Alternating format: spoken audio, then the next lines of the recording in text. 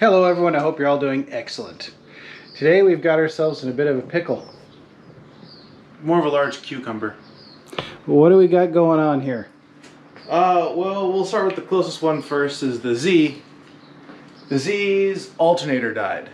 And so obviously it won't run under its own self-charging capability, so it can only run as long as the battery lasts. So that's not cool. So it's broken. Yes, it's broken. What's going on with the FD?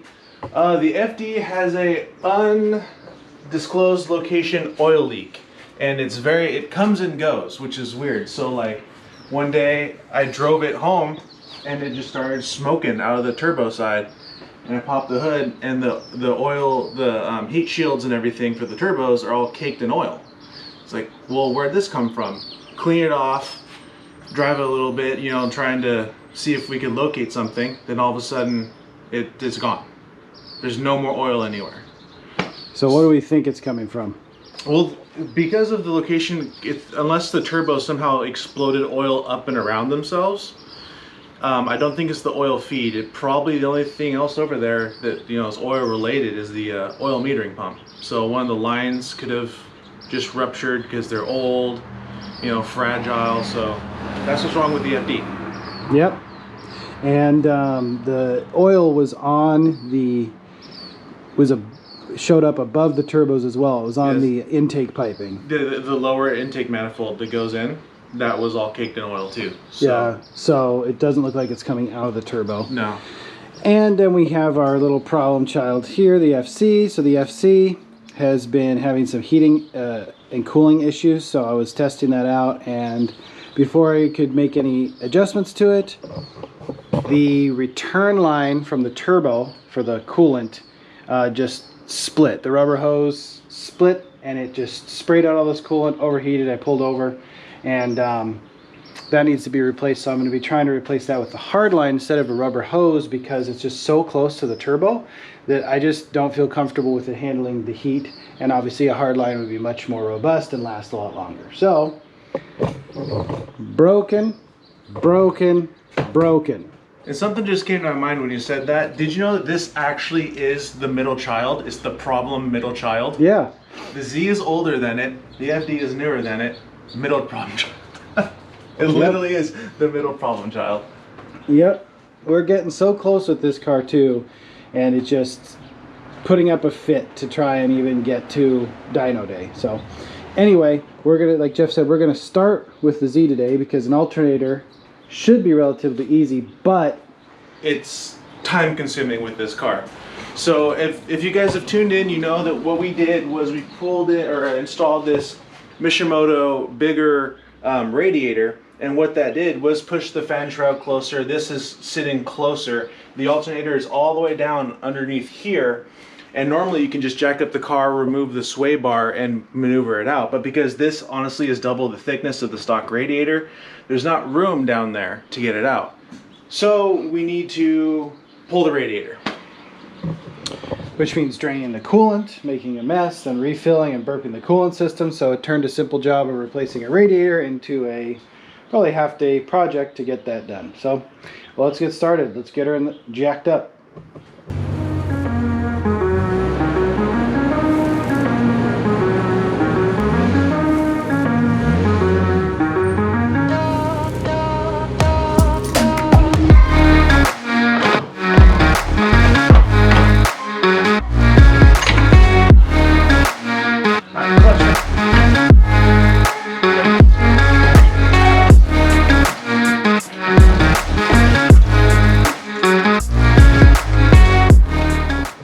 So radiator's all out, so we have access to the alternator all the way tucked down here. But we're not just replacing stock for stock. What did you get? So I got the upgraded alternator from Concept Z Performance, which is a much higher wattage output. The stock 300ZX alternator is a 90 watt, 90 amp alternator, and which is already higher. I believe the NA is 80. So you can't just switch NA to twin turbo, but Concept Z Performance has upgraded ones that have a lot higher wattage output, like 300 watts. Amps. I always say that. I always switch watts with amps. I don't know why. 300 amps output. And in order to make sure we successfully get that and safely get that to the battery, we need to run a 0 gauge wire from the alternator to the battery, because the stock wiring harness will fry at that much amperage.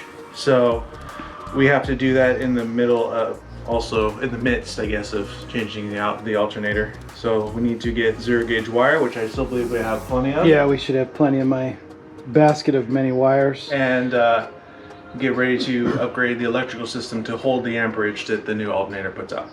Now what about, you want to show them the alternator? Yeah, it looks just like the stock one, just new. And obviously they had it gutted and upgraded. So this is just a rewound alternator? Yeah, imagine so. I mean, it could be the same scenario with your alternators, how you went through 2 of them. But if Concept Z Performance sells them and they're like the #1 distributor for 300ZX parts, I tend to believe they wouldn't sell something that they'd take a return on. Yeah, so. hopefully. All right, so we got the alternator out of there, which was quite, you know, it's so weird that they tucked it all the way down in there. But you know what? If that is the original alternator and lasted 32 years, then I can see why that would happen. And this is the era when things were very well made. And so they couldn't put it up here because of the V configuration. There's nowhere to mount it. But yeah, it's a little tricky, but we got it out. So now we just got to place a new one in there, but we got to run our little wire first. Right, and he has big wire. Yeah, that's not, it's a little wire. So we have 0 gauge wire right here that has a good end on it, and it has a bad end. We'll cut it off. We don't need all this length as is anyway. And then we have another terminal sitting right on top of the box right here, which is our only one. So we have to one and done on this. Yeah. So the plan is we can drop it down by the battery. It seems like there's opening, and then we can just run it up along the upper side of the subframe down here and have it poke out, and then we can go ahead and start working on installing the new one. So if you guys are ever wondering how we figured out it was the alternator, it's a real actual simple test. If your car won't start because the battery is dead because we're running off battery power, try jumping it. And if you just take off one of the jumper cables and the car immediately wants to die, that means the alternator is not charging the system and doing its job. It's on its way out. Very simple. That's all you have to do. Got our 0 gauge wire made right here. It, excuse me. We found a pretty good way to route it as well. So it's going to tuck in there nice and neatly. And unfortunately it's not red, but we'll label it. That's what we had to work with. So there you are. All right, so we found a place right behind the Hikis pump and the power steering fluid that went down, yeah, right through there. And it pretty much jets out. Actually, you want to feed it through the bottom? That's fine.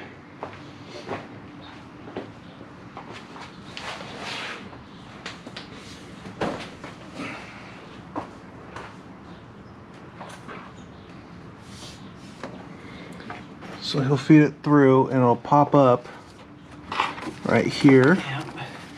All right, hang on a sec. Could you pull it down just a sec, just a little bit? All right, okay, I grabbed it. All right, go ahead, push it. And there we go. Still the way you want? Yep, right through here. I'll put it right underneath this device. Right over. All right, give me some more slack. Right there. And then right to the battery terminal. Great. All right. Now I got plenty of room down here to maneuver it and mount it to the alternator. It looks like nothing was even added right here because of all these air conditioning and vacuum lines and boost tubes, and yeah. Gotta love how much plumbing there is on this car. Update time. So we have the alternator in place now. Let's see, get the camera down there so you can see it nice and shiny. Belts are reattached, nice and tight. We also tightened up the air conditioning here because this was starting to squeal a little bit. Gotta take these off. So now it's just reverse, putting everything back in reverse order. So the radiator will go in, then we'll do the hoses, then we'll put in the clutch fan and then the shroud, then the intercooler piping again. Then we can connect it and make sure it runs, because or we could just make sure that we could actually loop these and try and start the car to see if it'll start. That's another thing we can do. Yeah, why don't we just do that? Just a test. No. We'll put everything back. Pretty sure it'll work. It'll work, right? Just have to have faith. All right, coolant system is preliminarily installed, just so we can test the alternator real quick. Current battery's charged up nicely, 12.8. It's been on the charger all night, so cool. It's ready to go. Want to turn her over and I'll see what she reads? Yeah, we'll see what happens. See if that goes up to 13.7, 14 something, you know, maybe 15.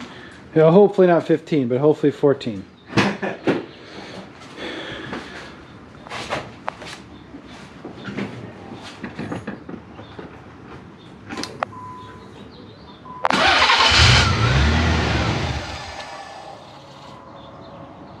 Okay.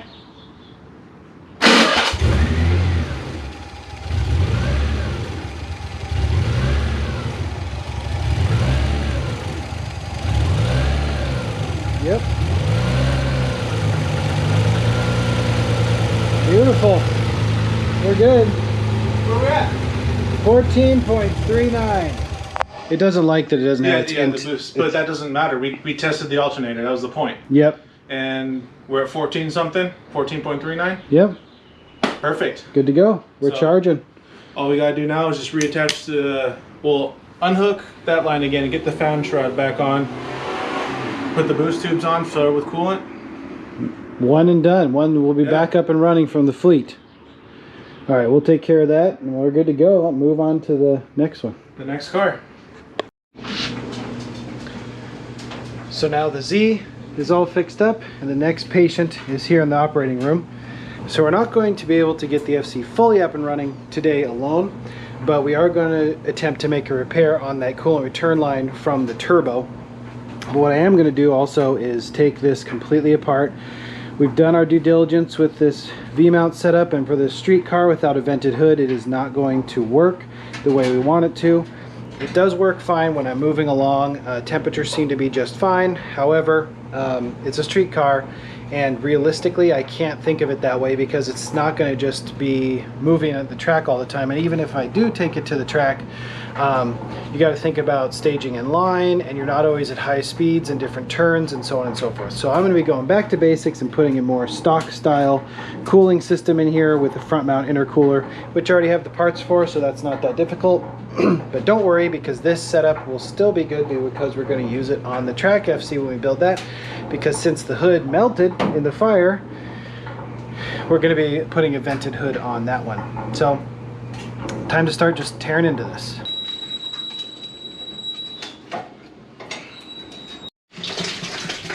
Radiator's draining, lots of coolant draining today.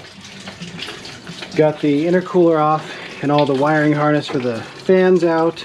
I'm just going to keep pulling this bad boy out, get everything revealed, and then we'll go back there and make our little repair.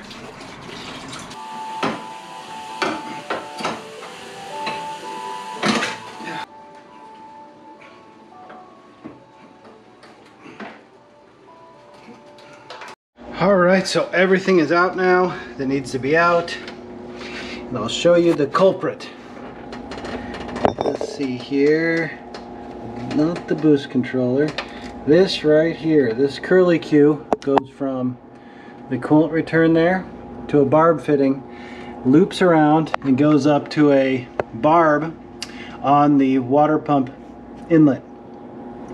So this is like this because when I got this kit, for some reason, TurboSource sent me an FD kit instead of an FC kit. And so the fitting they gave me, which was a hardline, did not connect to that. So we just improvised this, talking to them through their tech support.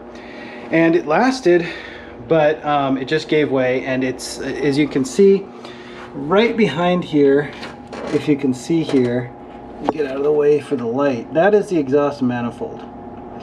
And that is quite warm. So I think just from too much heat, this thing gave way in its weird kinked position. So I'm going to get that off, and I'm going to try and replace it with a hardline. So I have this Dash 6 hardline right here with a little flare nut on it, and I'm going to try and bend this into a shape that will work to replace that. Now, of course, at the end, I still will need to use a little coupler, which will be a rubber piece of hose, but it'll be at the furthest point away from the exhaust manifold as it joins to the return fitting right there. And I think that'll get us where we need to be. So let me remove that now. All right, upon further investigation, I do not think it was heat that ruined this hose. If I come down here and show you where it's split just at the end of the barb, where it was actually touching this hose clamp because of the strange shape. And so I think just from expansion and over time, it just pushed right through there. So even more reason to try and get this sorted out, because even bent in the best shape possible, it doesn't have enough clearance. So anyway, let me start working on this hard line, see what I can figure out. Okay, so check this out. I'm hot and sweaty. I'm pretty proud of this. So this is the crazy shape I came up with. So this obviously goes on the outlet of the turbo. It's going to come around because it has to take this kind of crazy shape to get around and angled back up without kinking anything too much. And as you can see, the bends, they have some scrapes on there, but they're nice and swooping. So now it's time to get a flare on here. I'm only going to be able to do a brake, an AN style flare on here. But what I'll do is I'll get a nice lip on there, and I'll file it down. I'll show you the finished product, and hopefully we can just reuse this deal where it's not ripped and make a nice short section to connect to that water outlet. Okay, so I finished with my little flare, and I just filed the sides flat basically and then scraped off the top, so I can run my fingers pretty tight around the edge. It doesn't snag, grab, nothing. So I think that's good to go. We're gonna pop a length in there and hopefully tighten this thing down and be done. All right, so come see the fit. So you see that new aluminum line down there? Yes. And comes from right up here. Oh, trying to manage the light here, sorry, there you go. Right there, and it comes, loops down and then angles right up in there, and then we just have this short length, can you see it, of rubber hose there with a flare on each side. So I think that will do much better. Now, as I mentioned earlier, I'm going back to the basics on this, so I need to get the stock radiator, figure out where we're going to put the front mount, if we're going to cut the bumper or use the old bumper that's already cut, which is probably what we're going to do. And we're waiting for the stock hoses, and we'll need to change this air separator swirl pot thing to make it all work. Not a big deal, shouldn't take too long, and I'm kind of excited to go back to basics because the more basic we stick with it, the quicker we can get it to the dyno. We did our due diligence with that V-mount setup, and it just wasn't working for what this car needs to be. Need to scrap it and move on. Not sure if I'm going to use the stock clutch fan because I do have it, or the electric fan I have. Probably going to try both, make a little video, because lots of comments have come up regarding the clutch fan versus electric fan, and I have some thoughts on that, so we'll talk about that in a future video. But right now I need to loop this together so I don't have coolant pouring everywhere when I move the car around, because yes, I do need to move it because we're constantly shuffling cars around here, and then figure out what I'm going to do with this heater hose, because I don't know if it's going to come dumping out of there. So I'll take care of that right now. Look at that hose. It's like made for that loop-de-doo here. Now for the heater core hose, I am hoping that with the heater on 0, that the valve will be shut and it won't flow through there. So I'm going to fire her up real quick and see if coolant comes flying out of there. Let's find out together.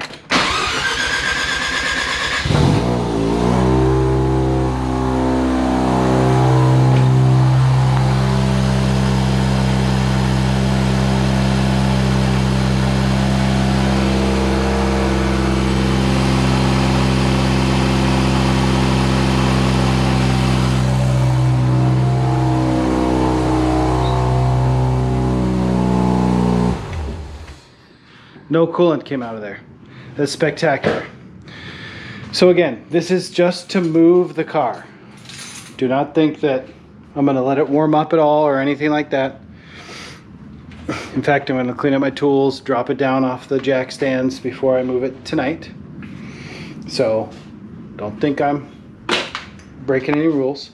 Now for repairing Jeff's FD, we are waiting on parts for that, so we will be getting to that in a later video. But yeah, we're making progress on getting our cars back on the road, and look forward to more videos coming up on the FC's cooling system. I know you all love them so much, and I love the debates in the comments, so keep them coming. Please remember to like, comment, subscribe. Check out the links in the description below. Stay kind to each other out there, and when they ask you, tell them you want more. I'ma wake up, new bitch. Join them, 7-6 Porto. Working all night.